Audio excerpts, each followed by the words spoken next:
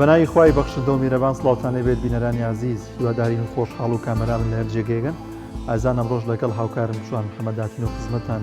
بۆ پێشکەشکردنی بەرنامەیەکی نوێی پەیامی ڕۆژ دەخوازیین کە ئەمڕۆژ سەرجەم بڕگ و بابەتەکانمان جێگەی سوود و ڕەزامەندی ئێوەی عزیز بێت. زۆر سپاسدانیار بەناوی خوای گەورە و میهرەبان بیرانی عزیز سڵاوتان لێبێ و باینتان باش مێدی دەستپێکی هەفتەیەکی پڕخێر و بەرەکات لە شاغ و ئاسوودە و کامەران بن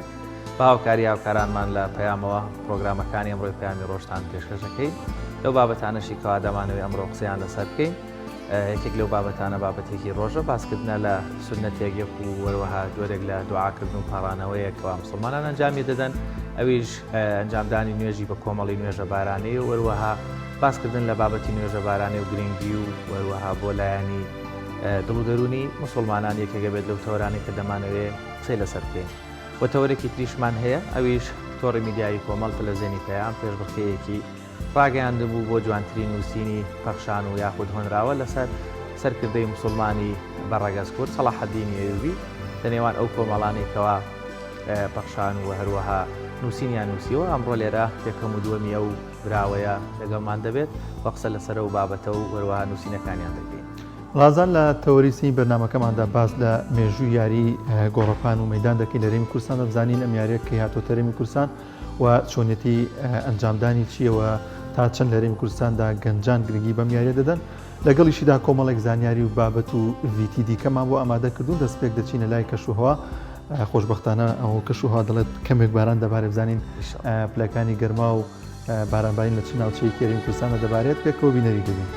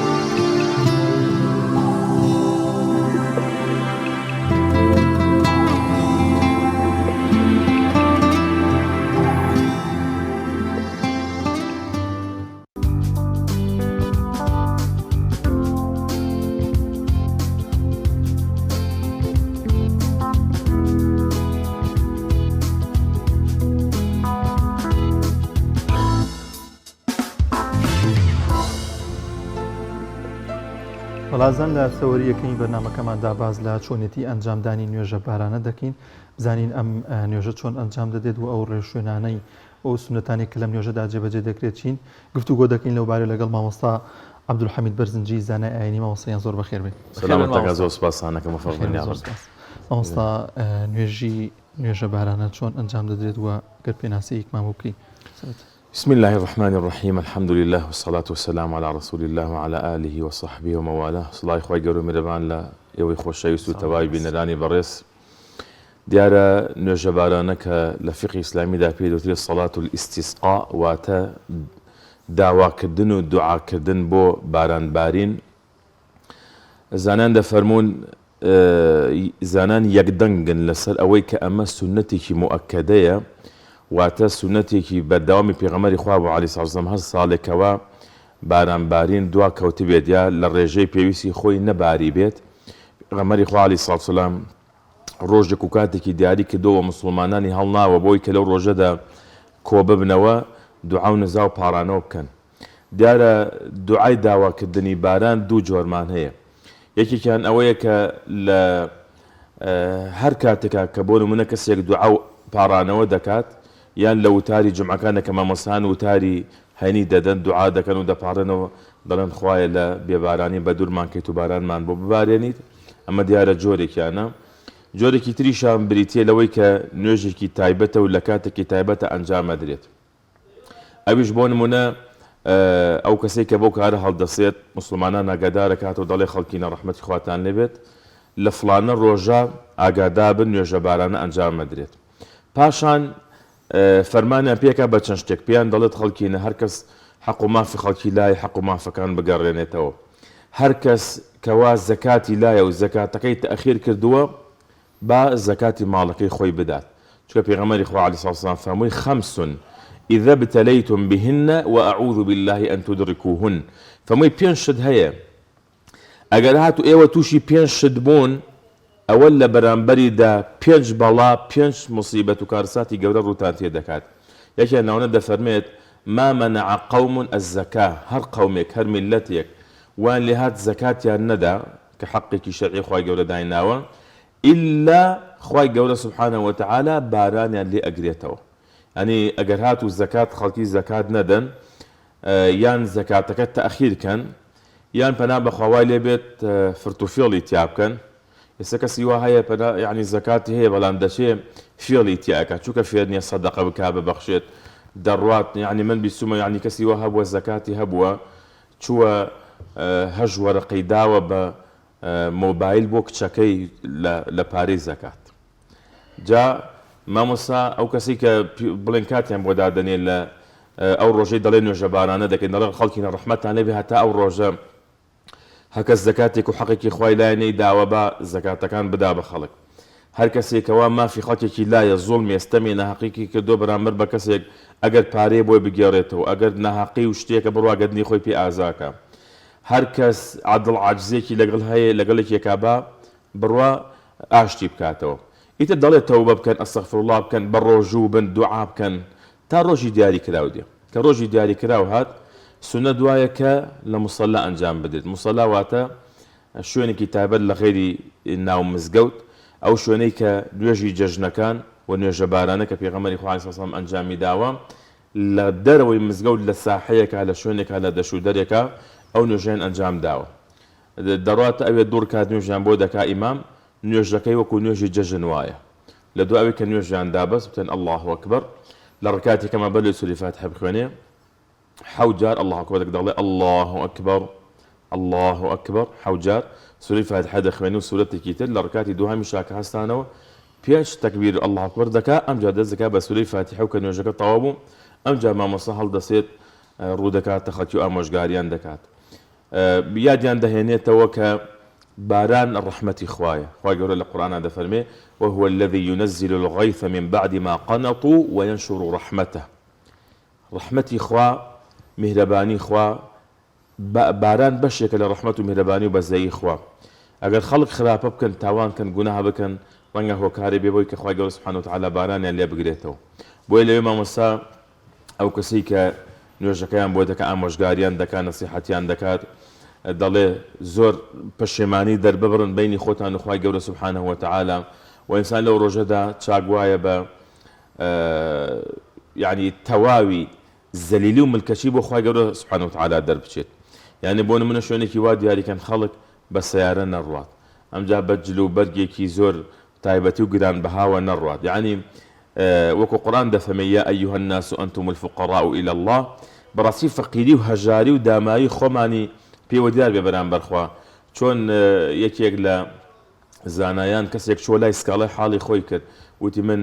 ئەوەندە تووشی مصیبەت و ناڕەحەتێ بم و ئەوەندە نەخۆشم ئەوەندە ئازارم هەیە و بێتاقەتم. ئەوش ئامۆژگارێکی زۆر جوانێکی کە ڕەنگە ئێمە و هەموو بینەرانی بەڕێزیش ئەگەر ئەمە جێبەجێکان ڕەنگە زۆرێک لە کێشە و مشکیلەکانیان حەل ببێت. ئەوش وتی خوشکی من ئەم حاڵەتی کەوا تۆی تیای و ئەم باس و خواسی کە تۆ کردت و ئەم کڕوزانی کە تۆ کردت لە بەردەم منە ئەمە بچۆ لە کاتی دوعا و نزا و پاڕانەوەکەت لە بەردەمی خوای گەورەیە بیکە سوبحانه وتعالى. یعنی بڵێ خوایە گیان من چەند هەژارم چەند داماوم چەند پێویستیم بە تۆیە. یعنی زەلیلی خۆت بۆ خوای گەورە سوبحانه وتعالى باس کە چۆن خوای گەورە باسی پێغەمبەرانەکە کاتێک کە دوعا و نزا و پاڕانەوەیان کردووە بۆ من پێغەمبەر ئەیوب کە دەیفەرموو خوا دەفەرمێ وەذكر عبدنا أيوب إذ نادى ربه أني مسني الضر وأنت أرحم الراحمين يا إذ نادى ربه أني مسني الشيطان بنصب وعذاب خلاصة نوێژە بارانە نوێژی داواکردنی باران ئەوەیە کە لە کاتێکدا باران تەخیر بوو یان باران بە شێوەی پێویست نەباری بوو لەو ساڵەدا سوورەتەکەوە تەوان ئەمە باش وایە کە ئیمامی مسلمانان هەڵسی ئەمە بکات پێشەوەی مسلمانان واتە خەلیفە یان ئەوسا پێی وتراوە والی ئێستا پێی دەوتری محافیظ و پارێزگار دەبی ئەو کەسە هەستێ بە کۆکردنەوەی خەڵکی لە شوێنێکی گەورەدا وەلەو شوێنەدا خەڵکی هەمویان خۆیان ئامادە بکەن بۆ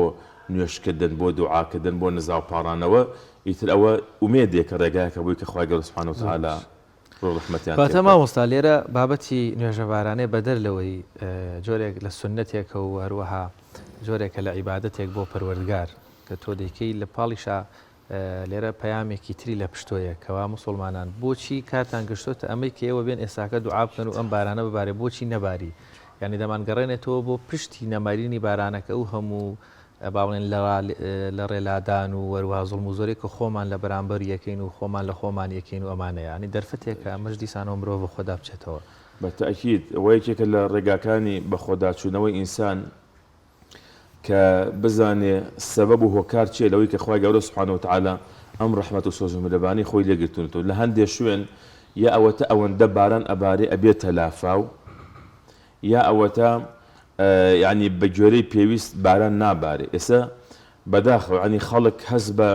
ئەم کارە ساتە ناکات لەبەرەوەی کەوا یعنی سوپاس بخوا هەنێک وەزع هەیە بۆ نمونە خەڵک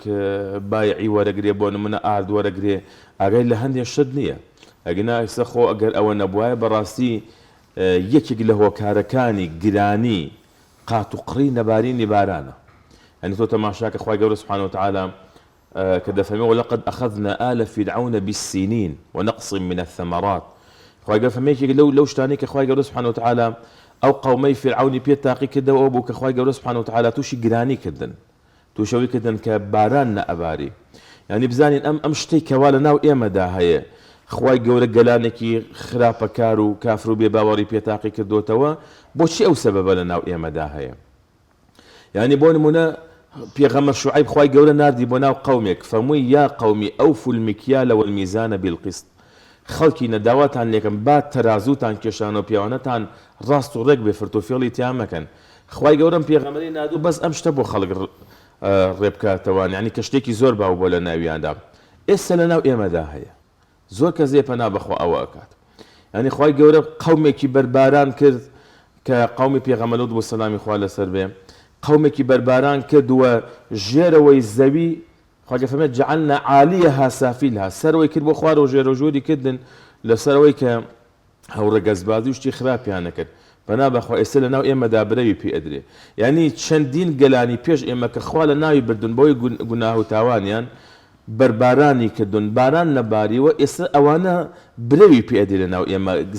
گەورە زلهێزانی دنیا پشتیوانی لەو جۆرە کارە خراپانە ئەکەن و ینی دەیانەوێت برەو بەو شتانە بن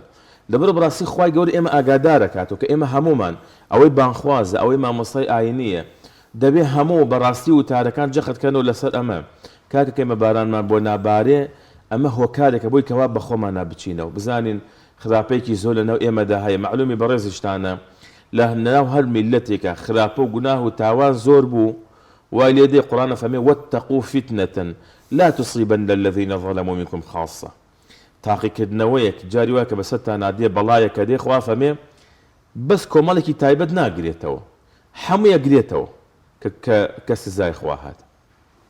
لەبەرەوە حەدیثەکەیش فەرمووی لەولا البەهائم لەم یومطەروا خۆ ئەگەر لەبەر ئەو ئاژەڵانە نەبوایە خوای گەورە بارانی هەر بۆ نەئەباراندن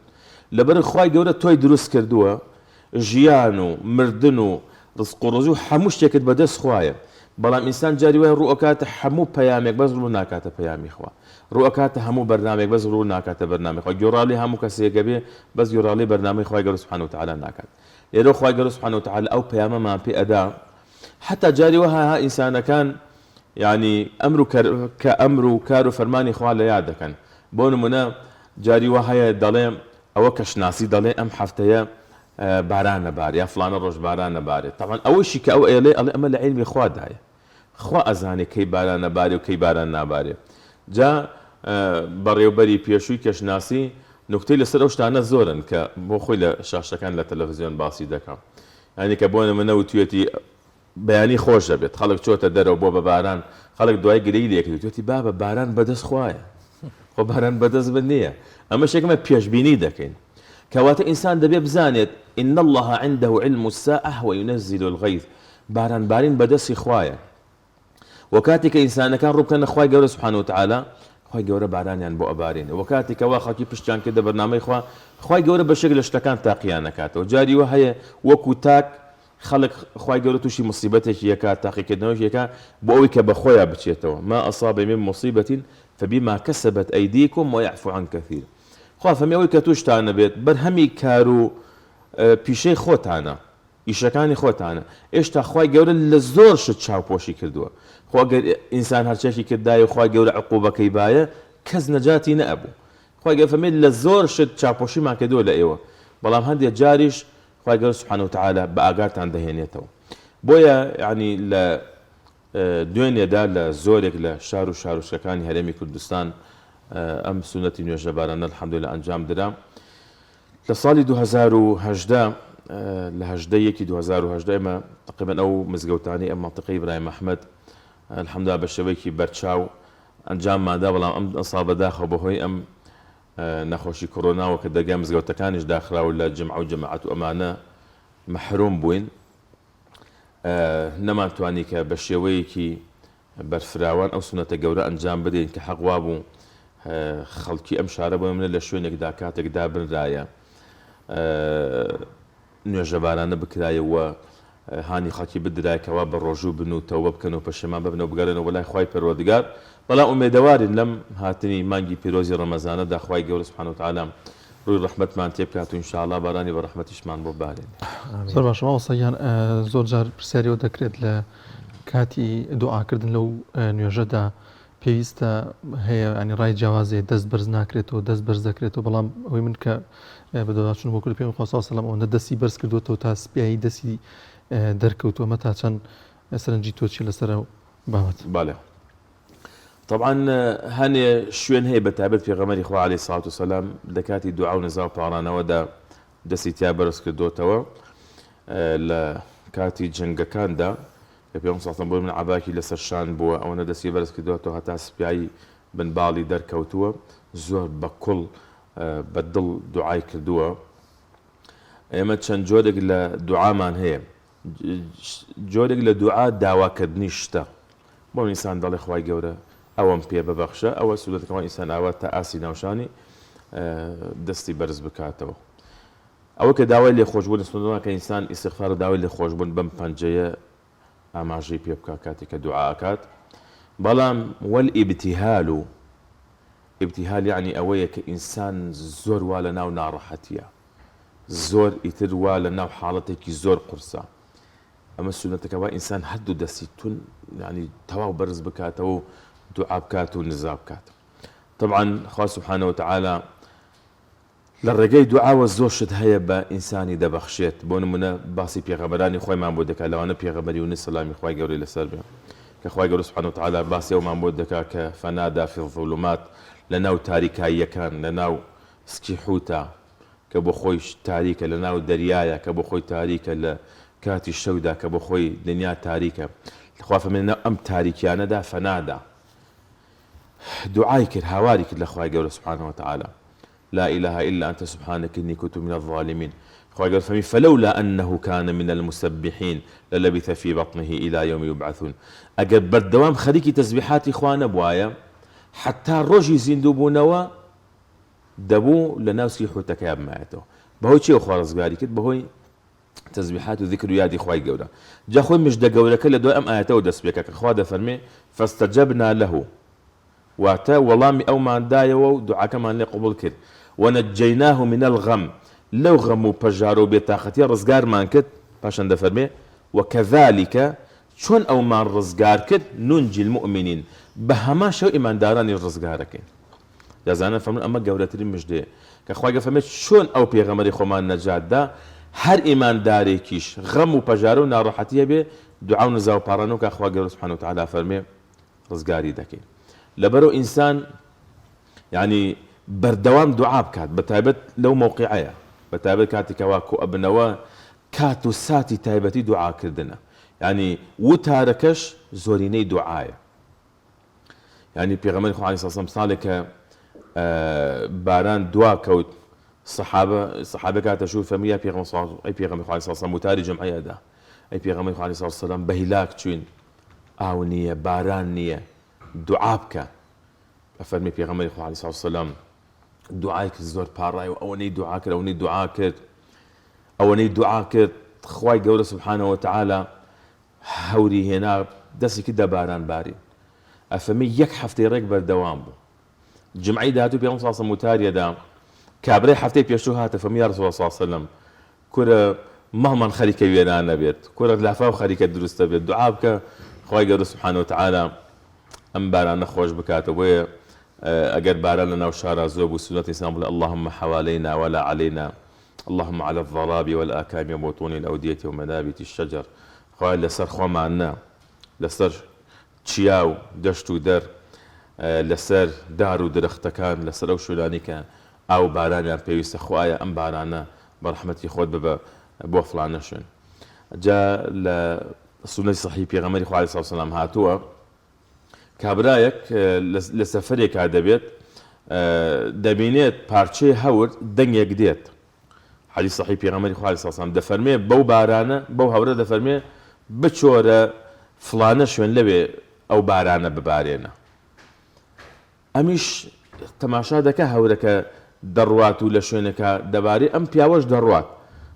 دەڕوات تا دەگاتە ئەو شوێنەکە دەچێت ئەوێ تەماشاکە کابرایەک وا خەریکی بڵێن گەنم و جۆ ئەو شتانەیە و ئەوی سڵاوی لێ دەکات و دەڵێت تۆ ناو چییە دەڵێ ناوم فڵانە کەسە هەمان ناوکە گوێی لێ بووە پاشان دەڵێ تۆ ئەمە بەرهەمی ئەم زەراعەتی خۆت چی لێەکەی ئەویش لە وەڵاما پێی دەڵێ ئەمە من دەیکەمە سێ بەشەوە بەشێکی دائەنێم بۆ تۆ بۆ ساڵەکانی داهاتوو بەشێکی دائەنێم بۆ ماڵ و مناڵی خۆم بەشی ئەم ساڵە بەشی سێهەمیش دەیدەمە خەڵکی فەقیر و هەژار دەیکەمە خێر و سەدەقە ئەویش فەرمووی بەڕاستی ئەم کە تۆ چاود لە خەڵکی فەقیر و هەژار و کەسێکی بەڕەحم و بەسۆزی ئەوەیە کە خوای گەورە سوبحانەهو وتعالا مژدە لێبێت ئەم بارانەی بەتایبەت بۆ تۆ ناردووە جا خۆی زەکاتی دەغڵ و ئەمانە ئینسان ئەگەر پارەی هەبێ زەکاتی پارە شەرتەوەی کە ئەو پارەی خۆی بێت و بگاتە حەدی زەکات و ساڵی بەسەرا تێپەڕ بێ بە زەکاتی دانەوێڵە قورئان فەرمێ ئات و حەقەهو یەومە حەصادی لە ڕۆژی دروێنەکەی زەکاتەکەی دەرەکەی یعنی لەو ڕۆژەی کە حاصڵاتە و ئەوەیە دەتەنەکە وەک زەکاتی پارە نییە بڵێن چلیەک ئەو دەیەکە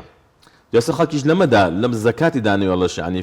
فێری فرت و فێڵێکی تر وەپەنا بەخوا بۆیە جاری وە هەیە ینی بەداخەوە چۆن ئەمان بینی خەڵگە چوو ئەو هەموو تەماتە سنوقە تەماتەی دەڕژ لەبەر و دەکای کاکە پارە ناکە لە لایەکی تریشەوە زەکاتی دانەوێڵە خۆی دەیەکە دەچون دەیان کرد بە پارە ئەو کاتە کە دەیان فرۆش دەیان کرد بە پارە ئەمجا زەکاتەکەیان چلیەک دەرەکرد دەیانوە بۆتەوە بە پارە خۆی ئەوە زەکاتەکەی دەیەکە ئیتر بە پارە بێ بە گەنمەکە بێ بە جۆکە بێ بە هەشتێ بێ ئەگە کردیشی بە پارە لە ملیۆنە بێ 100,000 زەکاتەکەی باجامە بەسم چییە ئەنی خوای گەورە ئەو بارانەی بۆ ئەو کابرایە نارد لەبەر ئەوەی یعنی پیاوێکی ڕوو لە خێر بوو حەقی خوای دەکرد حەقی یارمەتی خەڵکی فەقیر و هەژاری ئەدا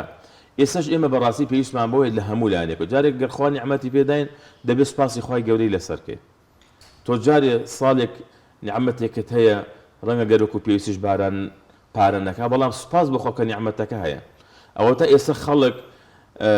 ینی لە هەندێک شوێن دەچن بەمەی کە وەکو لەبەری کە بارانی هەنێ ئەجهیزەی تایبەت هەیە دەچن بەوانە ینی دەغڵ و دان و ئەوانەیان ئاو دەدەن ئەمەش بەڕاستی ینی تەکلیفێکی زیاتر دەکات لەسەر خاوەنەکەی پارێکی زیاتر سەرف دەکات لێمە لە باسی دوعا هێنامان بەڕاستی ئینسان ئێمە هەموو زۆر پێویستمان بەوە هەیە لە ژنان لە پیاوان لە مناڵان ئەنجا لە دەوڵەمانەکان و خوا پێداوەکان کە خوای گەورە سوبحانەهو وتعالا سەرۆت و سامانی پێداون ینی باوەڕ کە خەڵکی وا هەیە خی گەورە زۆ بەسەری کردوێتەوە لە ناز و نعمەتی خۆی کەسێک دەڕۆ داوای هاوکاری لێکە دەڵێ بەخوا زەکاتم لا نییە یکاکە یان خۆ خی گەورە هەزاران دەفتەر دۆلاری بە تۆ داوە خۆ شەدنی ئیلا هەر زەکات بێ با ئینسان سەدەقەش بکە وەکو پێغەمبەر صلی الله علیه و سلم فەرمووی ئەو ماڵی ئینسان حەقی خوای تایە لە غەیری زەکاتیش خۆ زەکات شەد نییە لە غەیری ئەوە فإن في المال حقا سوى الزەکا ینی هاوکاریکردنی خەڵکی یعنی لەم کاتێ هەمومان پێویستمان بەوە هەیە ئەوەی پارەدارە خێر و سەدەقە بکات بیستمە لە هەندێک لە گوندەکان حیوانی زۆریان سەر بڕیوە گۆشتەکانیان بەخشیوەتەوە لە هەنێ شوێنی تر خەڵکێک بۆ نمونە 50 حیسە خواردن هەنێ تر پارەی تر چون ئەمانە هەمووی دەیکەنە خێر بۆ ئەوی کە خوای گەورە ئەم ناڕەحەتیەمان لەسەر لا با بەیزنی خوای گەورە زۆر باش مامۆستا دەبینی زۆر جار موسڵمانان لە شوێنانی کە نوێژ ئەنجام دەدەن جلەکانیان هەڵاوگەڕاو دەکەن هەیە مە سونەتە ڕێگەی پێدراوە بالا بەڵێ تاوانۆکێکە لە سونەتەکانی پێغەمبەری خوا عەلەیهی سەڵات وسەلام ئەمانە یعنی بۆچی ئەم کارە دەکرێت بە ئامان بەڵێ حکمەتی ئەم شتانە چییە؟ ینی ئینسان جاری وا هەیە شانازیەکان بە کۆمەڵێ شتە چۆن پێغەمبەر دەفەرمێت تەعیسە عەبد الدینار عەبد الدرهم عەبد القەتیفە دەفەرمێ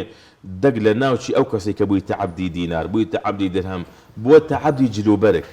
ئینسان جاری وا هەیە هەنێک کەس هەیە بە جلوبەرگ و پۆشاکی خۆی فەخر و شانازی ئەکات و ئینسان ئەو کاتی کەوا دەڕواتە دەرەوە ئەم جلەی هەڵدەگێڕێتەوە ئێستا خۆ ئینسان بەم شێوازەی کە لە ناوەیە بۆ نمونە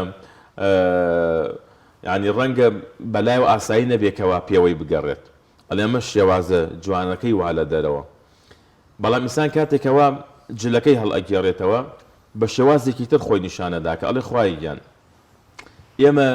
چەنە پێویستمان بە تۆیە چەنە محتاجین چەنە ئێمە کەسێکی هەژارین خوایە ئەم جلەی ئێمە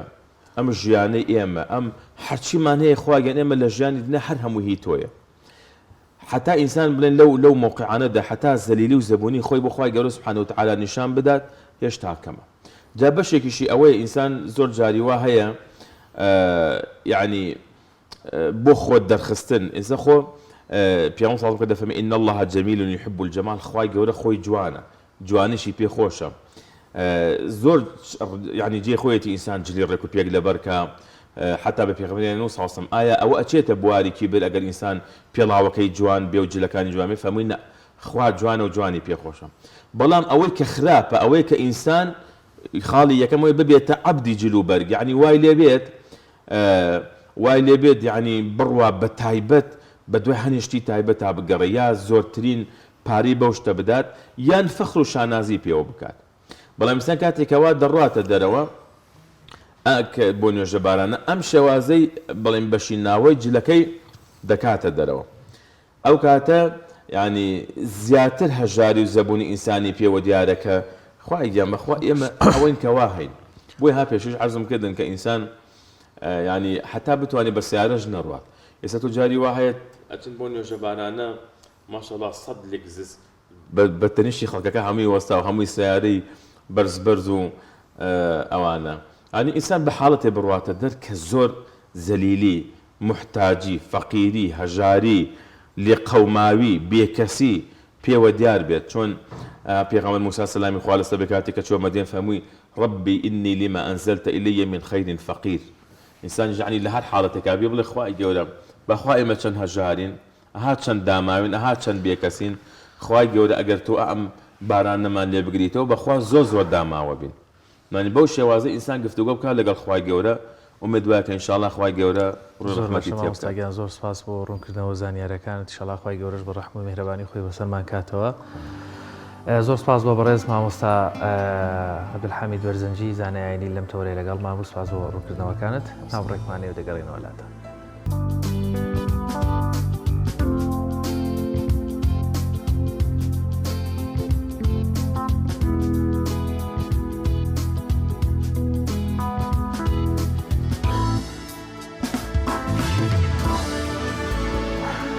ئایزان دووبارە سڵاتان لێبێ لە تەوەری دوهەمی بەرنامەکەمانە قسە لەسەر ئەنجامی پێشبڕکێیەکەوە کەناڵی ئاسمانی پەیام ڕایگەیاند بۆ ئەوەی هەر کەسێک بەشدار بێ پێی خۆش بێت بتوانێت لە بواری نووسینە شتێک بنووسێت لەسەر سەرکردەی مسلمان سەلاح الدینی ئەیوبی وەروەها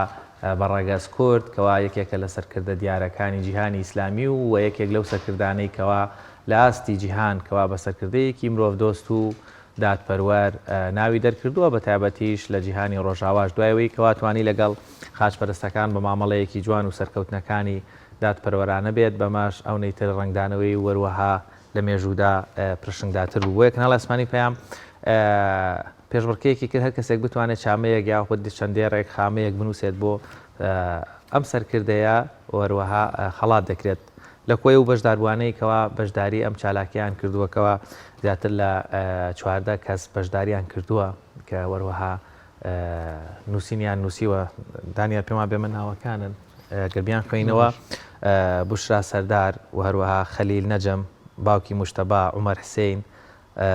هەنار ڕێبەر وشیار شارباژێڕی خۆشی عەبدوڵڵا ئاڵا ئەدیب نەجمەدین سازگار ساڵح هەژار عەبدوڵڵا سارا ساڵح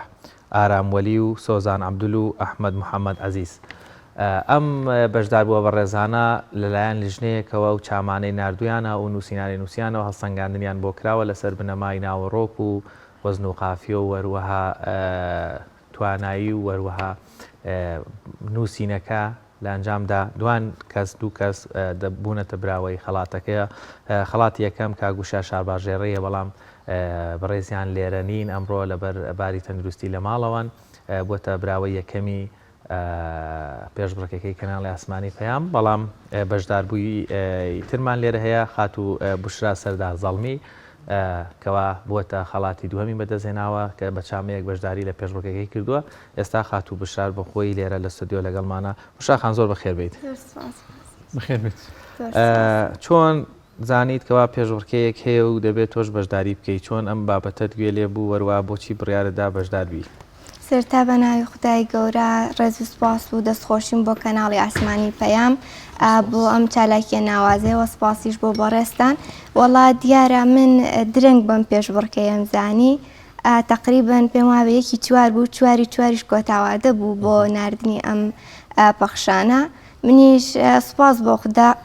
بە هاوکاری باوکی ئەزیزم هەرچەندە و شارزایەکی زۆر باشی ئەلحەمدولیلا لە نووسینی پەخشان و شعردا هەیە بەس نانووسێت تەنها شارزایەکی هەیە منیش نووسین سپاس بۆ خوددا پیرۆزە بەدەستهێناوە و سەرکەوتوو زۆر سپاس پرسیاری تر زۆرە لێت بکەم بەڵام پێم خۆشە ئەو چامەی ئەو پەخشانەی نووسیوتە ئەگەر خۆت بتوانانی بۆمان بخوێنیتەوە بە ناونیشانی سەرکردەی مەزن ئاخۆیەکی تر دروست بووە دروست ئەبێ کە ناوی سەلاحەددین بێ گیان و تەمەن و ژیانی بۆ ئیسلام بەخت کردی بێ نا باوەڕ ناکەم دروست نابێ دروستیش بێت هەرگیز وەک ئەوی پێ ناکرێ ئەزانن بەناوهێنانی مێش بۆ کوێ کەمەند کێش ئەکرێ بیرکردنەوە لەو نازناوە ئەلەو زاتە خوڵقێنراوە قارەمانە موسڵمانە ئیماندارە لێ هاتووە ئەو کوردێکە پەڕاوەکانی نێو مێژوو بە ناوی ئەو بەنەبەردی سەربەرزی ئەو ڕەش کراوە پڕ کراوە ماشا ئەڵڵا ئەلەو زاتە خوڵقێنراوە لەم زەمینە ئەلەم ژینە سەلاحەددینی ئەیوبی لەژێر ئاڵاکەی ئەم دینە چی توانی بۆ ئاینی ئیسلامەکەی گەڕاندیەوە شاری قودس بۆ ژێر حوکمی موسڵمانانی دینەکەی کەڵە پیاوە چاو نەترسەی وڵاتەکەم قیبلەی یەکەمی موسڵمانان چاوەڕوانی سەلاحەددینێکی نوێیە بیخاتەوە ژێر سایی خۆی 56 ساڵ لە تەمەنی پڕخێری تۆ مۆمی ژیان بێبوونی تۆ کوژایەوە ترپەی دڵێ قەت لێی نەدا و بە خامۆشی و بە بێدەنگی هەرمایەوە بە خوێندنەوەش ئەدایەکی جوان سەرکەوتووبی خوێندنەوەش زۆر گرنگە لە پێشکەش من شتێکم لەبی نەچە بینانی عزیز کاک هیوا کەویش خڵاتی یەکەمی بەدەستهێناوە لێرە نییە بەڵام چامەکەی لێرەیە دانیال منداوە لە تۆکەم لە باتی کاک هیوا تۆ ئەویش مامە باشە کاگیوا بەم چامەیە کە یەکەمی بەدەستهێنا لە کوی ئەو چواردە کەسی کە بەشدار بوون لە پەخشانەکەدا بە ناونیشانی پاڵەوانی ڕێ تۆ هاتیت و ئێمە هەر نەهاتین ئەسپەکەت لە یەخەی ستەم پیشەکان گیر بوو ئێمە هەرڕانە هاتین بە گرتنی ڕەشمەکەی کڵاو و ڕۆژنەی دڕعەکەت دیفاع بوو لە مرۆڤگەرایی ئێمە بڕیارە هەر کۆی لەبین شەجاعەتت هێندە هەڵکشا گۆڕت لە جەرگەی دوژمنانت جێگەی فەخرە وەلی ئێمە هەموو فەخربوونێک لە تۆدا دەسڕینەوە و داگیرکارێک دەکەی نەبرا تۆ نەمریت نەوەکانت نیوە مردوو ئێمەش هەمیشە لە ڕێداین بە دوای کڵاوی بابردوو خاچ لە دیدارت شەرمی دەکرد باروبنەی پێچایەوە بۆ ماکی خۆی تۆش کلیلت بۆ مەزرعەکانی قودس دروست کرد لە شوێنگەی لمینی دڵ ئاوت هێنا گردۆڵەکەشت کردە چیا وەلی پیرەکانی ئەمڕۆ بە دەردی نەزانێکی دوژمن خەرمانی تۆ دەکاتە با ئەسوەت لە قەڵبی تۆدا ئەبیەزێک بوو سەرا پاسپی بۆ هیدایەت ئەی دەبێت قەومی کورد لە فەرهەنگی جوامێریتیدا چەندان هێندەی ترسپیتر بێت لە کوڵی بەفری بە ئیمانت دەستخۆشی بۆ کاکە هیواش بریان لێرە بۆیە بەڵام دیارە بۆی هیوای سەلامەتی تەندروستی بۆ ماڵەوە لێرە بەشدار نەبوو لەگەڵمان دادەشتا دێمەوە لای تۆ هەموو کەسێک نانووسێت ئەوانەی دەنووسن کەمن بگرە بەشێکیشان ڕەنگە زۆر لە مناڵی دەستیان پێکردوە یاخود دو پێچانەوە زۆر لە تەمەنێکی گەورە کەی هەست بەوە کردووە کە مەسەڵەن حەزت لە نووسینە یاتوانی بنووسی یان بیرت کردوێتەوە لەسەر چ بارێک زیاتر دەنووسیت بەڵێ دیارە من ئەمە خولیای منداڵیم نەبوو بەڵام لە پۆلی نۆوە لە ئەدەبی کوردیدا زۆر باش بووم شعرەکانی شاعران ئەم خوێندەوە یەکسەر لە بەرمە کرد تر لە پۆلی نۆوە هاتم شعری شێوەزاری هەورامیم وەرەگێڕا بۆ سەر شێوەزاری سۆرانی زۆر دڵم پێخۆش بوو زمانە باشە ئەتر دوای ئەوە زۆر دڵخۆش بووم پێی ئەتر وردە دەستم پێکرد شعری بچووک بچووکم ئەنووسی ئەتر خۆشحاڵانە لە فستیڤاڵێکی قوتابخانەکەم شعرێکم نووسی کە لە 95 نیوە دێڕ پێک هاتبوو کە مامۆستاکان و قوتابیەکان و هاوڕەکانیشم زۆر دەستخۆشیان کردم ئەتر ئەوە بووە بناغەیەک بۆ من و تر ئێستا شالاکی هەبووە ئەم زۆرە پێشبڕکیانەی کە یەکەم جاتە لەم پێشبڕکیە بەشداری بکەین بەڵێ پێ دوایە کە ئەمە پاڵپشتێک بێت یاخود هاندانێک بێت کە تۆ دوجار لە پێشبڕکی دیکە و لە بابەتی دیکە بەشداری بکەیت ئینشاءڵڵا بەڕاستی ئەمە دەرفەتێک و چالاکیەکی زۆر باش بوو نا بۆ ئەوەی کە من بەشداریم کرد بێ کە خەڵاتێک وەربگرم بەڵکو من وەکو کوردێک وەکو خوێندکارێک یان وەکو کەسێکی ئاین پەروەر و ئیسلامی بتوانم منیش بە چەند نووسینێک بە چەند نیوە دێڕێک بتوانم باسی ئەم سەرکردە مەزنە بکەم و دیارە زۆر باشە با شتێکتر لەت پرسم هەموو نووسەرێک هەموو کەسێک هەموو با بڵێن کەسێک کە جارانە یامود هەموو پیاوێکردنێکی ئازای لە پشتێ بەڵام ێژنەکان با بڵێن تۆ باسی باوکتت کرد ڕۆڵی باوکێ لە پشتگیریکردنی تۆ لە هاندانی تۆ لەوەی مەسەن سەر چاوت بۆ بێنێ کتێبت بۆ بێنێ یاخود لەگەڵت بێت بۆ هەنێ مەجلیس یا بت با لەگەڵ خۆیان بۆ کۆمەڵێک شوێن دەست کراوت بکە لە نووسین بەتابەت لە چامەی ئاینیەکانە چەند کاریگەر بوو یانێ باوکت چۆن پشتیوانی توی کردووە بەڵێ دیارە دایک و باوکی ئەزیز و خۆشەویستم دوو قەڵای زۆر گەورن لە پشتی منەوە ئەگەر ئەوان نەبوونایە ئەم بشرایش دروست نابوو دیارە گەر ئاماژە بەم پەخشانە بەم یەکەم جار نزیکەی 4 دێڕ شیعرم نووسی بردم پیشانی باوکمدا هەمیشە لە کار و ئیشەکانمدا ڕاوێژی پێەکەم وتی وەڵا لەو پەخشانە هیچ تێناگەم لەو 4 دێڕە تر دوای ئەوە هاتمە دووبارە هەوڵمدایەوە شەوەکەی دانەیەکم نووسی و بەیانی بۆم خوێندەوە وتی ماشاءڵڵا زۆر باشە زۆر دڵخۆش بووم هەمیشە هاندەری منە بۆیە ئەتر ئەگەر شتێکیشی بەدڵێ بێ پێتەڵێ بەڵێ ئەبێ ئەگەر ینی لە هەڵەکانمە بێ یارمەتیم بە زۆر باشە خات و بشرا لە پەخشانە شعرەکەدا ئاماژەت بە کۆمەڵێک زانیاری سەلاحەدین ئەیوبی کرد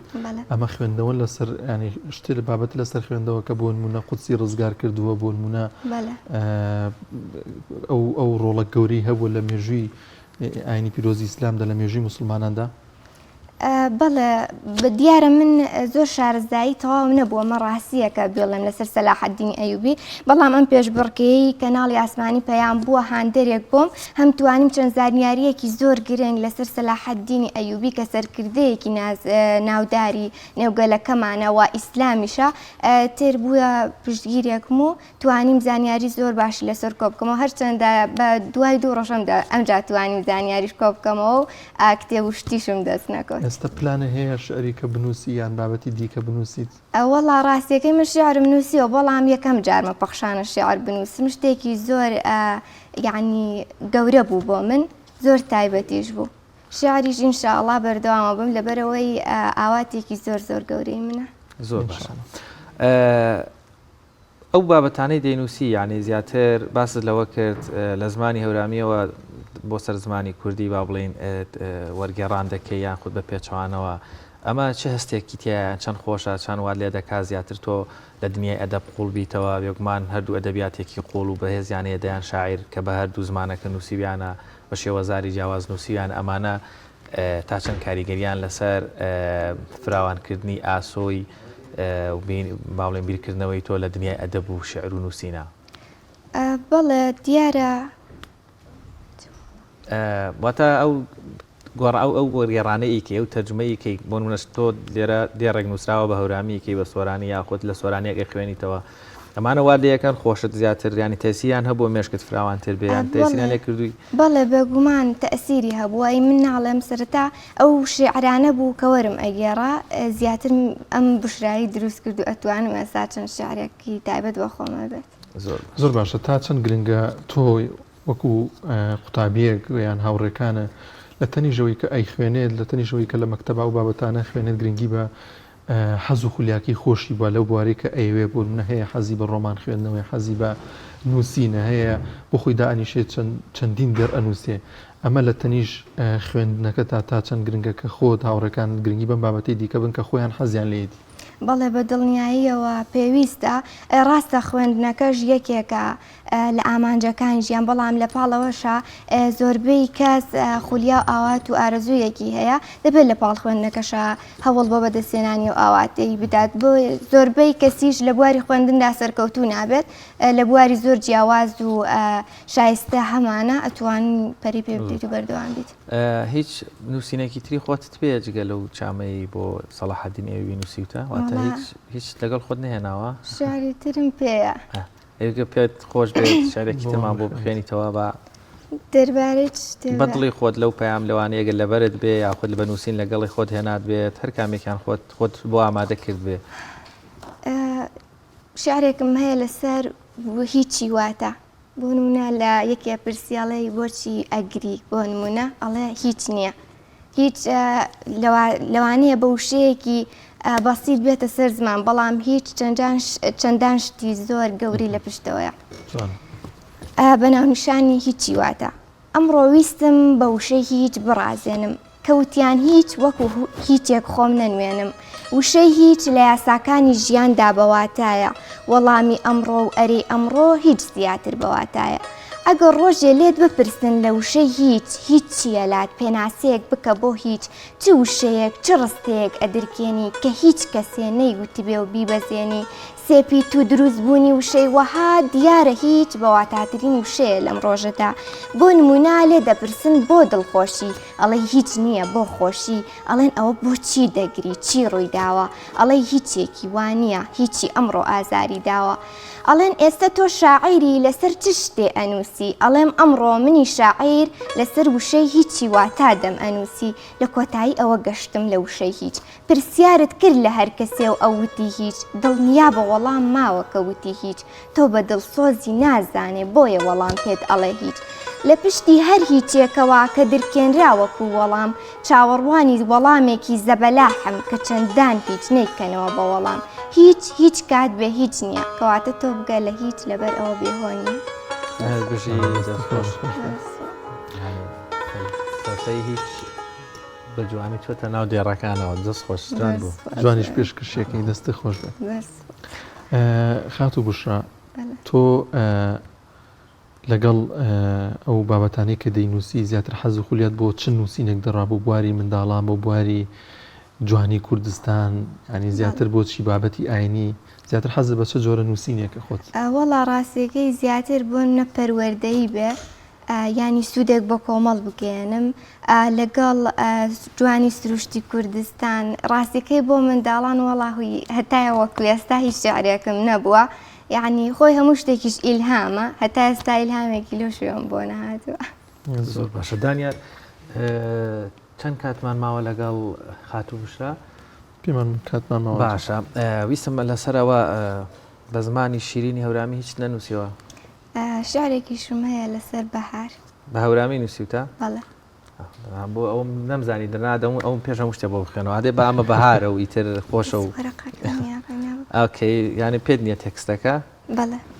ئەی لەکوێ بێ لە دەرەوەیە؟ لە دەرەوەیە. مشکل لە نیە دەیڵا لەوە گەڕین. با پرسیارێکت لێ بکەم نووسین بە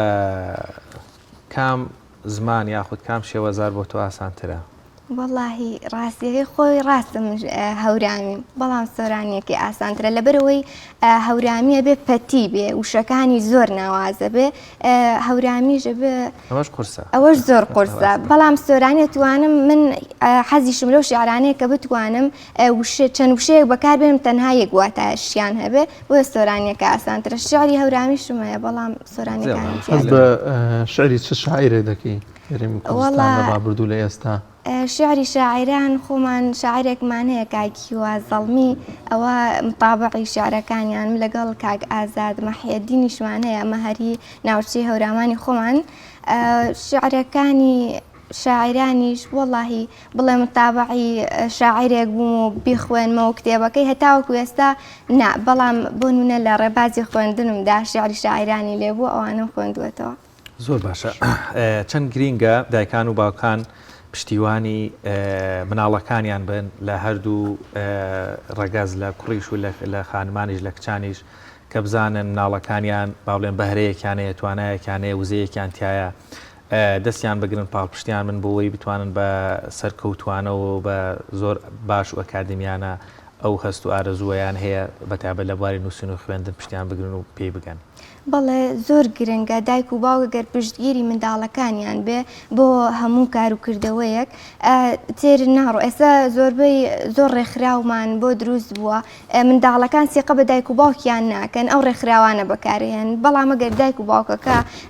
لە لای منداڵەکان سێقا دروست بکەن ئەوە ئەو منداڵانش هەر ئیشێک هەر کارێک هەر پیشەیە کە بیانەوێ سەرتا بە دایک و باوکی خۆیان ئەڵێن و ئەتر ئینشاءڵڵا دەبێت. تۆ لەگەڵ هاوڕێکان تا توانیتە کاریگەری دەبێت لەسەر هاوڕەکانت کە بخوێنەوە کە پەرە بەم ئەو توانایی کە خۆیان هەیەە پەری پێ بدەن لە قوتابخانەکەدا بێ یاخود لە دەرەوە بێ؟ وەڵا لە بواری خوێندنە خۆم ئێسن بۆەوەی خۆم تاگ نەکەمەوە بەڵام وەکو من کە بخوێنەوە یان شعر بە تایبەتی بنووسن نییە بەڵام بۆ خوێندنەوەش هاوڕێم هەیە هەر بەشی و خۆی ئەوان نەشت بخوێنێتەوە و ئیحتیمان بە خوێندنەوە بدات. زۆر باشە زۆر کاتە نەگرین خاتوو بشرا لە شوێنی دوورەوە هاتووی زۆر سپاس کە ئەم دەرفەتت بێمە بەخشی پیرۆداینکە لە سەرسینەکانت بەردەوام بی. دەستان خۆش بێ دەست خۆش بە کەناڵی ئاسمانی پەیامیش وە ئەگەر دەرفەتی ژەبێ دەمەوێت زۆر سپاسی دایک و باوکی عەزیز و خۆشەویستم بکەم دووبارە هەمیشە دوو قەڵای زۆر گەورن لە پشتی من و هاندر و هاوکاری من لە هەموو کارێکدا و سپاسی مامی عەزیز و خۆشەویستیشم مامۆستا هوشیار کە ئەویش هەمیشە پشتگیرمە. زۆر زۆر بەخێبی بەڕێز خاتوو بشرا سەردار زەڵمی دەرچوو وەروە بەشدار بوو بە پلەی دووهەم لە پێشڕۆڕەکەی پەخشان و نووسین بۆ سەرکردەی کوردی موسڵمان سەلاحەدینی وێبی لەم تەورەیە لەگەڵمان بوو دومێتی سەرکەوتن و بەختەوەری بۆ بەڕێستان و خانوادەی بەڕێستان سپاس دەکەین کەوا لەم تەورەیە لەگەڵمان بوویت. بەڵازان دەچینە لای برگی پەیامبەران دەچمە سلێمانی پەیامبەرمان ڕامێر عوسمان وەردەگرم. ڕامێر سڵای خوات لەبێت دوایین زانیاری و چالاکیەکان چین لە پارێزگای سلێمانی.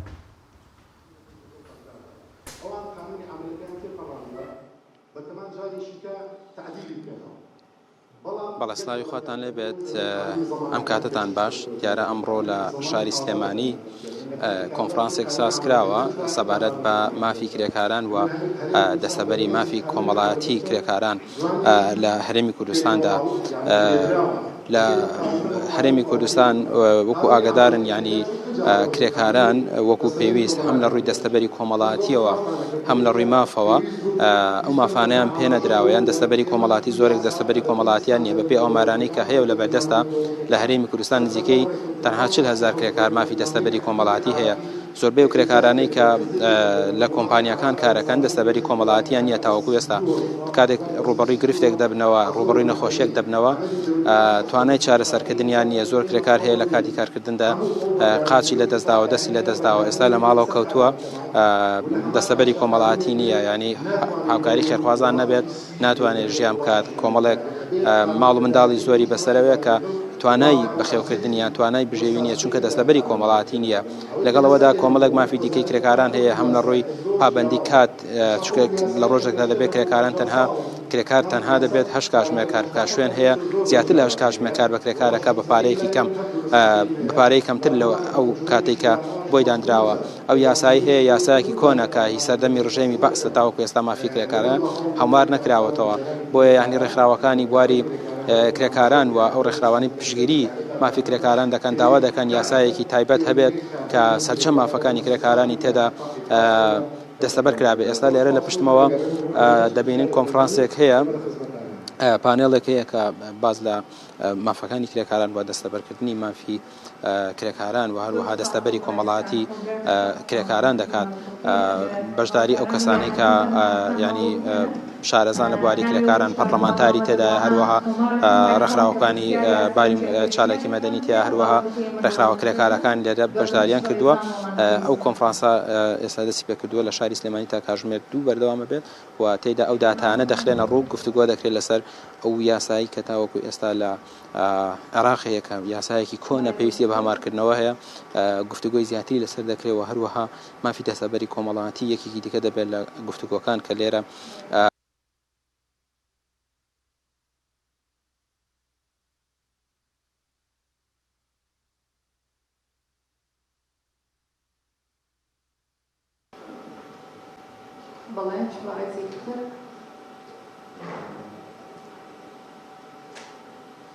هیچ پارێزێکی تر سەرنجیان پێشنیاریان بەشداریەکی هەیە؟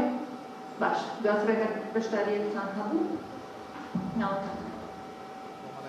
ترکەوە بڕیارە لە شاری سلێمانی ئەگەر زانیاری بە شێوەیەکی گشتی لەسەر شاری سلێمانی هەبێ و بڕیارانەی دەرکراون تا چەند جێبەجێ کراون یاخۆت جێبەجێ دەکرێن و زانیارێکیش ئەگەر هەبێ لەسەر سنووری پارێزگای سلێمانی دەربارەی مانگی پیرۆزی ڕەمەزان بڕیارە دەرگای مزگەوتەکان بکرێتەوە ئەو زانیاریە ڕاستە یاخۆت تەنها هێشتا وەکوم پژاز نەکراوەتەوە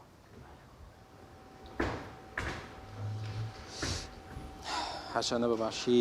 گوێبیستی پرسیارەکە نەبووم بەڵام لە کۆتاییە بۆ تێگەشتم کە ینی مەبەستە ئەوەیە ئەم ڕێکارانەی تایبەت بە ڕوبەڕووبوونەوەی کۆرۆنا لە شەوی ڕابردووە ڕێکارەکان لە شاری سلێمانی چرت کراونەتەوە شەوی ڕابردوو شەقامی سالم ینی بە تەواوەتی داخرا بوو بەڕووی هاتوچۆی ئۆتۆمبیل بەڵام هاتوچۆی خەڵک بەردەوامی هەبوو لە هەمان کادا ئەم بەیانیە مەفرەزەکانی هاتوچۆی سلێمانی ینی مەفرەزیان داناوە لە شەقامە گشتیەکان لێ پێچینەوە لە هاوڵاتیانەکەن کە ئەوانی کە ماسکیان نەبەستووە بە هەمان شێوەی پارێزگای هەولێر سزای ئەو شۆفێرانە دەدرێت کە بەبێ ماسکیان بەبێ خۆپارێزی دێنە دەرەوە لە نێو شەقامەکانن لە چەند شوێنێکی شاری سلێمانی مەفرەزە دانراوە ینی ڕێکارەکان لە شاری سلێمانی چرتر کراونەتەوە پێشەوانەی دوێنێکە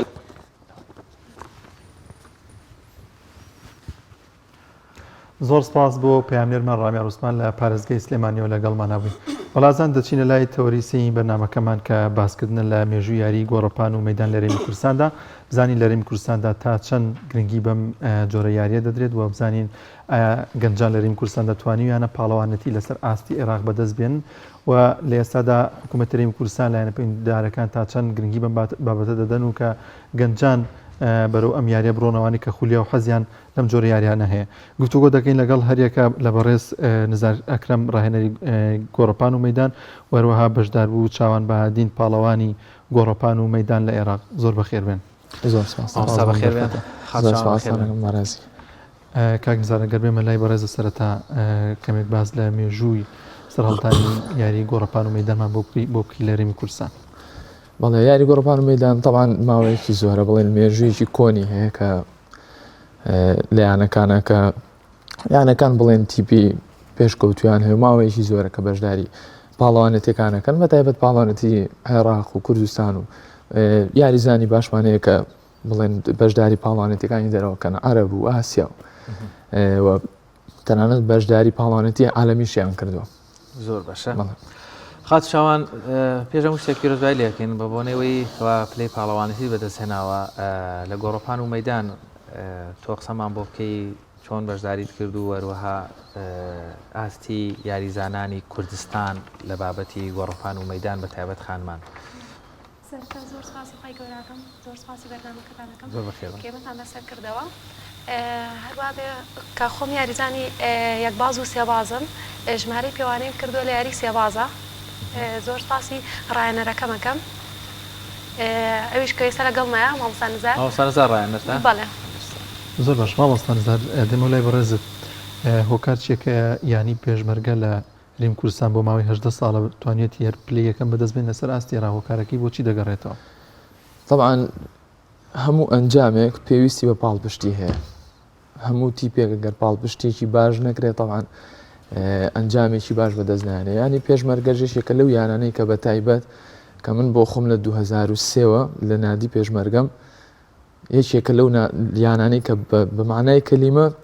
پاڵپشتە بۆ بڵێن بە تایبەت بۆ تیپی گۆڕپان و مەیدان. تیپی گۆڕپان و مەیدان ینی پێشمەرگە ئەو تیپەیەکە لە 2003 بۆ 2004 تقریبا 18 ساڵێمە یەکەمی عێراقین پاڵپشتێکی تەواوی کردوین لە هەموو لایەنەکانەوە. ئێمەش بڵێن بەهۆی ئەو پاڵپشتیەوە گەشتینێتەوەی کە هەموویەکی تەواوتانەکە هەموو با بڵێن جۆرەکانی وەرزش بەڵێت بە تایبەت ساحە مەیدان بڵێن گۆڕپان و مەیدان ئێمە تیپی کچانمان بە تایبەت کە چەند یاریزانمان لە هەڵبژاردی عێراقایە بۆ پاڵپشتی یانە بەڕاستی ینی من دەستخۆشیان لێکەم و زۆر سپاسیانەکەم کە پاڵپشتێکی تەواوی کردوین هەتاکو ئەم دەقەیە کە ئێمە تقریبا 4-5 ڕۆژ پێش ئێستا لە پاڵەوانێتی عێراق گەڕاوینێتەوە بە هەموو پێداویستیەکان و پاڵپشتی کردوین و گەشتین بۆی کە ئەو ئەنجامە باشانەمان هەبێت. زۆر باشە کاک نزار پاڵەوانەتەکان چۆن ئەنجام دەدرێت لە عێراقدا بۆچی لە هەرێمی کوردستاندا پاڵەوانەتی ئەنجام نادرێت تەنها لە عێراق ئەم پاڵەوانەتەن ئەنجام دەدرێت؟ پاڵەوانەتەکان بە تایبەت لە کوردستانە ئێستا یانەکان ئیتر بڵێن چەند هۆکارێکی هەیە یەکێک لە هۆکارانە قەیرانی داراییە. تیپی گۆڕپان و مەیدان بە تایبەت نەگەر گۆڕپان و مەیدان یاریە تاکەکان هەموو یانەکان گرنگیێکی تەواوی پێنیان هەموو یانەکان گرنگیێکی تەواوی پێنیان ئیتر ئایا بە بۆنی قەیرانی دارایی بێ یان بە هەر سەبەبێکی تر بێت یعنی گرنگیێکی تەواو نادرێت لەیان هەموو نادیەکانەوە. بەو هۆیەوە لە ئێشێتی گۆڕپان و مەیدان لەوانەیە نەتوانێت بۆ نمونە بتوڵی ساحە مەیدان هەموو ساڵێ بکاتەوە. ئێستا من پێم وابێ بزانم 3 ساڵ پێش ئێستا بتوڵی گۆڕپان و مەیدان کراوەتەوە هی کوردستان. ئەگەر بڵێن هی سلێمانی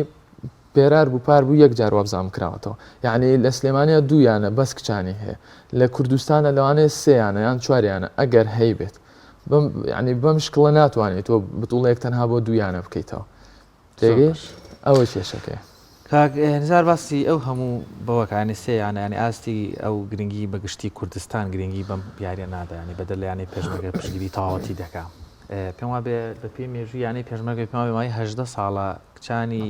تیپی یان با بڵێ یانەی پێشمەرگەی سلێمانی یەکەمن لە سەراسی عێراق. ئەمە ئازایەتی ئێوە یان تیپەکانی تر لاوازن؟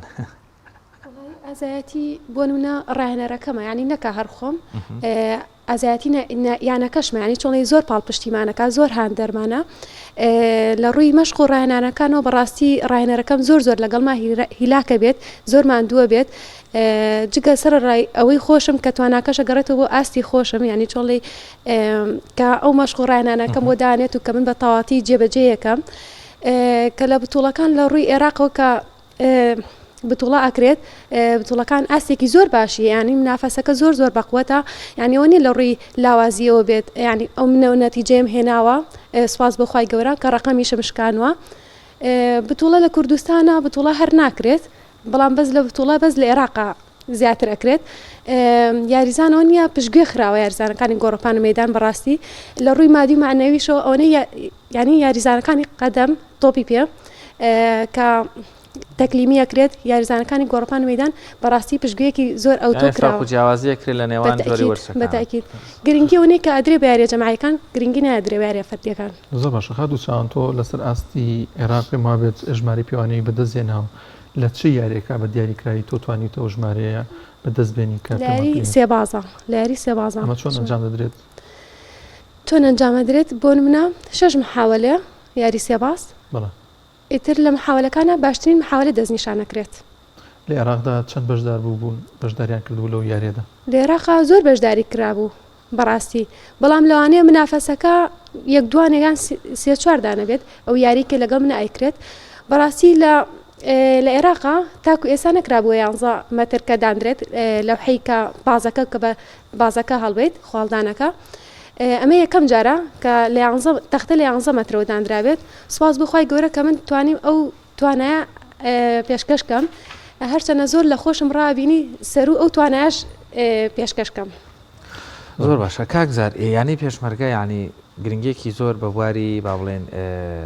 وەک باسیت کرد وەروە ئێمەش وەکو ڕۆژناوانان و هاوکارانمان لە بەشی وەرزش هەمیشە ئەوە دەبینین کە زۆر پشتگیری با بڵێن لە تیپی کچانیش دەکا کە ئەم پێم وا بێم جۆرە پشتگیری لە کوردستان تۆزێک کەمتە یانەکانی تر گرنگی پێنادەن ئەمە تا چەند سوودی هەبووە تا چەند کاریگەری هەبوو بۆ پێشکەوتن و وەروە دروزونی کۆمەڵە یاریزانی وەکو خات و چاوان یعنی پێشمەرگە یعنی ئێستا لە طبعاً وەرزشی کچان ئافرەتان تۆزێک زەحمەت بوو یعنی هەموو کچێک بڵێن هەموو یاریزانێک ناتوانێت بێت یەکسەر بێتە ناو یانەیەکەوە یان بێتە ناو فێرگەیەکەوە لە ینی پێشمەرگە ئەو تیپەی کە کۆی کردوێتەوە هەمووی پاڵەوانن طبعاً لە مناڵیەوە ئێستا بۆ نمونە چاوان تەمەنی تەسەوەرەکەم 9 ساڵ 10 ساڵ بوو بێ کە هاتوتە ساحە مەیدان هەمووی لەو تەمەنەوە هاتوتە یانەکەەوە لەو یانەوە طبعاً ئەویش خزمەتی کردو ینی پێشمەرگەویش خزمەتەکە بەم شکڵە خزمەتی یاریزانەکانی کردووە هەتاکو ئەم چەند باڵەوانی لێ دروست بووە تاکو بەم چەند باڵەوانە توانیوێتی ئەم هەموو ساڵەیە کەمی عێراق بێنێ ئەم هەموو پلەی یەکەمیە بەدەست بێنێ یانی پێشمەرگە من کە یعنی ئەوەی کە لێ ئەبینم بۆ کچان بە تایبەت کە ئەو بڵێن ئەو گرنگی ئەیا بە کچان ئێستا بۆ کوڕان بۆ بڵێن بۆ تیپی کوڕان تیپی کوڕان ئەگەر سێری سلێمانی بکەی یان سێری هەموو کوردستان بکەی تەسەوەرەکەم دوو تیپی کوڕان هەبێ ئەوەی گۆڕەپان و مەیدان بەڵێ ئەوەی کە لەناو بڵێن هەموو زۆربەی پاڵوانەکانی کوردستان لە کوڕانە لە ینی پێشمەرگە بوو بەڵام کە سێرەکەی ئیتر پاڵانەتی ناکرێ تیپەکان بڵێن یانەکان تیپی گۆڕپان مەیدانیان نامێنێ هی کوڕانیان هی کچان ناچار ئەم تیپە ئەچێت بۆ بڵێن بۆ یانەکانی بەغایاریەکات ئێستا بە تایبەت ئێمە تیپی کوڕانمان هەبوو هەموو ساڵەکان یەکەمی عێراق بووین هێن یەکەمی کوردستان بووین بەڵام سێرەکەی کوڕانمان وردە نادیەکانی بەرامبەر تیپیان نەما ڕاستە ینی لەوانەیە لە پاڵوانێت تێکا هەبێ تیپێکی تر بێنێت بڵێن هی یاریکی تر چەند یاریزانێک لە قەدەم چەند یاریزانێک لە بالە بڵێن لەو یاریانە تیپێکی گۆڕپان مەیدانی پێ دروستکە هی یانەیەکی تر بەڵام پێشمەرگە لە بەرەوەی کە ئەوەنە خزمەتی یاریزانەکانی کردو ئەوەنە گرنگی پێیاون هەموو ئەنجامی یەکەمیان هەیە ئێستا یاریزانەکانی گۆڕپان مەیدانی پێشمەرگە لە کوڕان بە تایبەت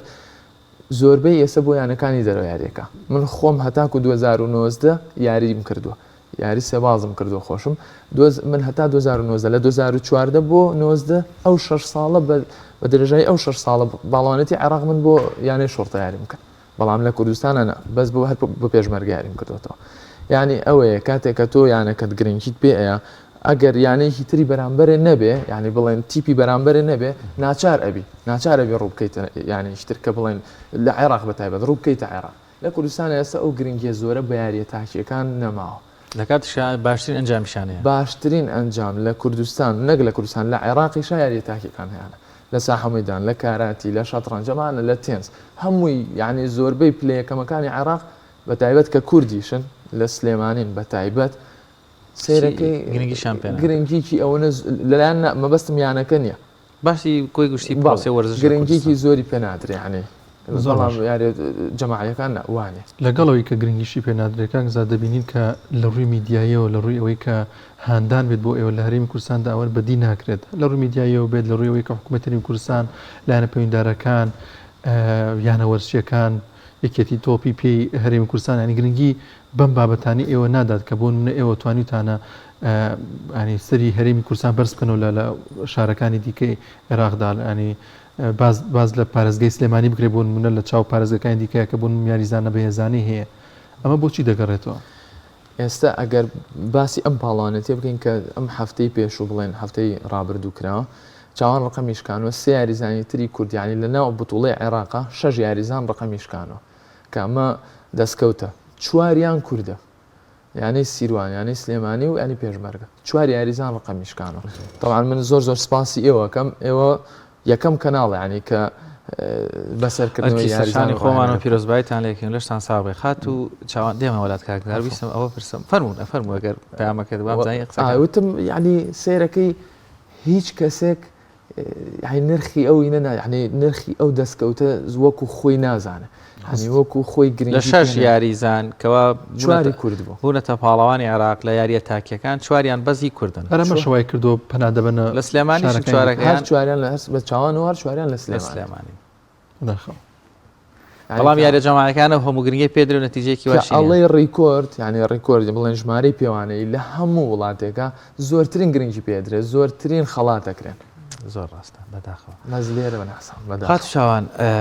باکشان لە ماڵەوە بن یانە دەرەوە یاری نەکەن وەرزش نەکەن پیاسە نەکەن توزانم هەنێکی شێبەوە نابێ دانیشن ئەمانە قسانە تا چەند کاریگەری لەسەر باسی کچان بکەین بەگشتی وە خودی بە ڕێزیشتان گرفت دروستەکە ڕەنگە دەیان کچ هەبێ وزەوتوانەیەکی باشیان هەبێ بەڵام پشگیری نەکرێن ڕێگریان لێ بکرێت گرفتیان بۆ دروست ببێ و گەرنا ڕەنگە ببنە پاڵەوانێکی باش و جێگە دەستیان دیار بێ و بۆ خۆت هیچ کێشە و کێشە با بڵێن گرفتێکت بۆ دروست دەوێت کاتێک سپاس بۆخوای گەورە هیچ کێشەیەکم نەبووە لە ڕێی عیلەکەمەوە زۆر پاڵپشتێک و هاندانێکی زۆرمێن ینی من لە مناڵیەوە هەروە بێ نەکا خۆمی هەر یاریزانم خانەوادەکەشم هەمووی ڕحەتێکی ڕاضیان هەیە هەمویان یاریزان بوون وەکو خۆم بەڵام لە ئێستاە کچان لەوانەیە زۆر باش بن لە ڕووی وەرزشەکەەوە بەڵام ڕێگریەکی زۆریان لێکرێت لە ڕووی عیلەکەەوە کە ناتوانن بێن بەشداری لە وەرزشەکە بکەن بەڕاستی من زۆر سپاسی خانەوادە بە ڕێزەکەمەکەم زۆر پاڵپشت مەکەن لەگەڵەوەشدا کۆمەلگا لە قسەی خۆی ناکەوێت قسە و ئەو بابەتانی و ڕخنانی کە لە ئێوە دەگیرێت تا چەند کاریگەری لەسەر دەرونی ئێوە هەبووە سپاس بۆخوای گەورە من هیچ کاریگەریەکم نەبووانی چۆن لەی نەبوونەوە لەخوای گەورە بە زیابێ هیچ سار نەبوومەتەوە قسە هەرەکرێت تۆ هەر تابیانی گوێ لە قسەی خەڵکی وگریت ناتوانانی بێتی دەریشۆ لە ماڵ بەڕاستی کاک زارەگەر بێت و گرنگی بەم پاڵەوانانە لە کوردستان لە جۆرەوە لە وەرزەکانی گۆڕەپان و مەدان بدرێن دەبینی لە کوردستان بەداخەوەەوە دەستخۆشیە جێگەی خۆشحاڵێکە یانەکان بە تایبەت یانێکی و کە پێشمەرگە پشگیریە کات بەڵام بۆ دەرەوە یانێ چەندێک گرینگە کوردستانیش کۆمەڵێک پاڵەوان نەکەل لە ناخۆی عراق لە دەرەوە بتوانێت مەسەلەن بەشداری پێ بکە سەپۆرت بکرێن بچنە ناو گۆڕە پاڵەوانەکانی ترەوە چەندێک کاریگەریشی لەسەر وەرزش و بەرەو پێشکردنی کوردستان دەبێ وەچی بکرێ بۆ ئەمە باشە کە مەسەلەن ئەم هەموو پاڵەوانە هەیە کە لەسەر ئاستی عراق نێک دانێ چوارمان هەیە ڕیکۆ دەشکێن بەڵام ڕەنگە نەتوانێت نەراتی عراق بکەن بۆ پاڵەوانەتێک بەڵێ ئێستا ئێمە لە گۆڕبان مەدان بڵێن لە عێراقا بەتایبەت لە کوردەکان با بڵێن لە کوردەکان و بە تایبەت لە سلێمانی لە سلێمانی زۆربەی یعنی چەند یاریزانمان هەیە هەڵبژاردەی عێراقن ئێستا چاوان بڵێن ئەم ڕکۆردەی کردووە یەکسەر هەڵبژێرا بۆ منتەخەب عێراق طبعاً هەیە ینی کەس هەیە کە پاڵپشتی تەکە هەیە بەڵام تاکە ها یعنی بەڵێ هەیە ینی من ئێستا حەز ناکەم ناو بێنم شخص هەبوو یعنی بەرپرس بوو بەڕاستی من لێرە حەز ناکەم ناو بێنم بەس زۆر سپاسێکم بە شخصی داوام لێ کردو بۆ نمونە پێویستم بەوەیە من بچمە دەرەوە بۆ بتوڵەیەکی دەرەوەی یەکسەر ئەوەی کردوم یەکسەر دقیقەوەڵا نایبێنە با بەرپرسەکانی تیش چاوی لێ بکەن ئەگەر با بمێنە من ڕۆژا جێگری سەرۆکی حکومە زۆر هاوکاری وەرسوانەکە بەڵێت من زۆر لێرەوە حەزم کرد ینی نەمیزەوە بکەم بەڵام زۆر سپاس بەڕێز کاقوباتەکە لە موقیفەیە پشگیری کاقوبات دەکەین لە بابەتی وەرز من زۆر سپاسێکم کاقوبات بە معنای کەلیمە پشگیرمانەوە کەسێکە کە زۆر خزمەت بە وەرزشەکە من لێرە زۆر سپاسێکم دەستخۆشیشی لێکم بەڵام ئەو یاریزانەی کە سەباسە کرد یاریزانەکانی سلێمانی بە تایبەت هەڵبژاردەی عێراقن و چەند جار چوشنەتە دەرەوە پاڵەوانەتی دەرەوە عەرەبی ئاسیایی تەنانەت بە تووڵەی عالەمیشمانە بۆ یاریزان چۆتە دەرەوە بزڵبت ئەو خزمەتەی کە ئێستا بە هەندێک لە تیپەکانەکرێ لە بڵێن لەلایەن یەکێتەکانەوە ئەتوانرێ ئەگەر ئەو خزمەتە بە چەند یاریزانێکی فەردی بڵێن تاکی بکرێت لە ساحەمەدان من دڵنیام نەتیجەی زۆر باشە هێننەوە لە پاڵانێتی دەرەشیەکان زۆر باشە مامۆستا نەزار تۆ 18 ساڵە ئەم یاری ئەنجام دەدەیت کێ بە هۆکاری سەرکەوتنەکانی خۆت دەزانیواتە کێ پاڵپشتی کردووی لەگەڵیشیدا 18 ساڵە ئەم جۆرە یاریە چی لە تۆ سندوتەوە چی پێبەخشی بەگشتی ئەگەر بڵێن عادەتەن تۆ کاتێککە ئیحتیمام زۆر بە شتێکی بێ هەندێک لایەن بخیتەوە لا یعنی بۆ نمونە من 18 ساڵ یاریم کردووە 18 ساڵ خۆم لە 2023 هەتاکو 90 یاریم کردووە لەو ماوەی 18 ساڵە لە چەنەها شوێن و ینی بۆ نمونە لە چەنە مدەڕیب تەمرینم وەرگرتووە لە چەنەها ڕاهێنەر تەنانەت منهەجم کڕیوەتەوە تەمرینم کڕیوەتەوە لە پێناوی ئەوەی کە سەرکەوت یعنی لەوانەیە بۆ نمونە کات هەبوو بێ بڵێن لایانی مادیم خراپ بوو بێ بەڵام چیم کردووە لە پێناوی ئەوە شتێکم لەم وەرگرتووە بۆ ئەوەی کە ئەو منهەجە بکڕم ینی سەرکەوتنەکانمە بەردەوام کەم من لەخوا بەزیابێ من وەکو خۆم ئێستا کە ڕاهێنەر ینی پێشمەرگەم 2019 بوومەتە ڕاهێنەر بەڵام هەتا 2010 من لە 2007 بۆ 2010 یەکەمی عێراق بووم لە یاری سێبازە طبعاً چۆن ڕۆژ هەبووە لەسەر جادە من تایم ڕاکێشاوە تەمرینم کردو یعنی خەڵک بۆ لێەوە گاڵتەی پێ کردوم ئەوە چی کاکەەوە بۆ خێرەوە تای ڕاکێشی لەسەر جادە ڕام کردو و توانە کاکە وەرە با بتگەێنین ینی تەمرین بە ئەنواوە شکاڵ شێوە تەمرینەکەی تووشی چەنەها تعلیقە بیتەوە ئەنجاوەرە گەرەوە کچێک ئەوە بک لە سەرجات یعنی زۆر شتە لێ وەرەگرێتەوە بەڵام نابێت زۆر یعنی جۆبەی بۆ بابەتانە ئێمە لەخوا بەزیابێ بەسەر هەموو گرفتەکانە سەرکەوتین و گەشتوینەتە پلێ باشترین پاڵپشتەکانت یان باشترین ئەو هۆکارەی سەرکەوتن و بەردەوامیت ئارەزوی خۆت بوویان پشگیریت هەبوو لە خانەوادەی خۆت لە هاوڕێ لە مامۆستا ئەگەر یەکەم کەس خودی خۆت ئەگەر خۆشەویستی و نەبێ بۆ یاریەکە حەز نەبێ بۆ یاری مستحیل لەسەرکەوی یعنی لەوانەیە بۆ نمونە من بە کەسێک تەرجیعم کا دوان تەرجیعم کا بەڵام ئەگەر خۆت لە ناخەوە یعنی ئەو یاریە نەخیتە ینی نەکەیتە پیشەی یەکەمە زەحمەتە سەرکەوی زۆر باشە خات و چاوەندێمەوە لای بەڕێز پرسیارێکی دیکە لە بەڕێستان بکەین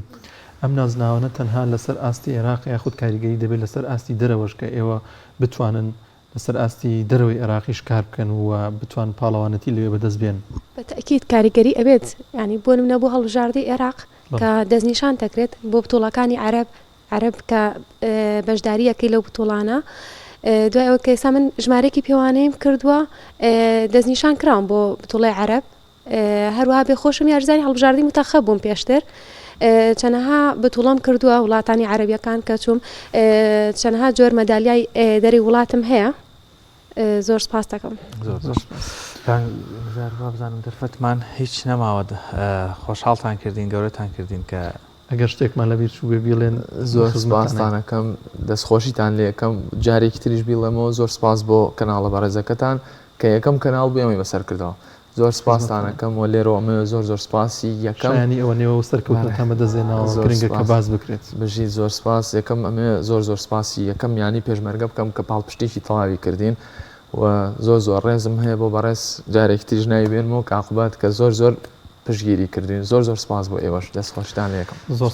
بۆ بەڕێز کاک نزار ئەکرەم ڕاهێنەری گۆڕپان و مەیدان وەروەها خات و چاوان بەهادین پاڵەوانی گۆڕپان و مەیدان لە عێراق زۆر بەخێربن سپاس بۆم دەرفەت زۆر سپاستان